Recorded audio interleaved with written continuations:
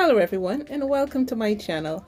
Thank you so much for allowing me into your homes or wherever you're watching this video from. Thank you guys so much for your support. Those who are already here, guys, thank you so much.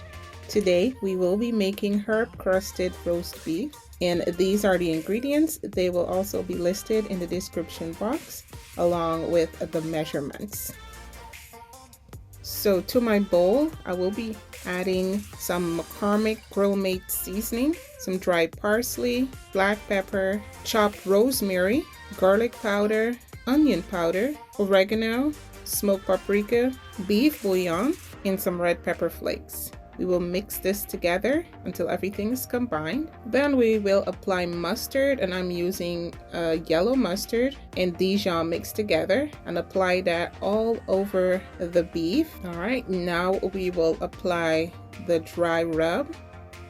Make sure to pat that in, get that seasoning all over that meat. So I'm actually preparing this ahead of time, and it's I'll be using this in the next 4 to 5 hours. Looks amazing, smells so delicious. So what I will do next is wrap this tightly in a saran wrap,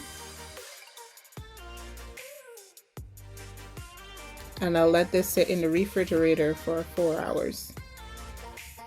And that is what it looks like, and it's time for us to cook. So I'm using the pan I used to roast my turkey. So I'm adding some garlic, some scallions, some celery, and some rosemary. And I'll place the rock right over that, and then I'll add just a little bit of water to coat the bottom of the pan. I'll go ahead and place the meat right on top and cover. Allow this to bake or to roast for about an hour, and then 50 minutes uncovered. And this is what it looks like, guys. Amazing. Again, thank you guys so much for spending the time with me today. Do enjoy. Bye-bye.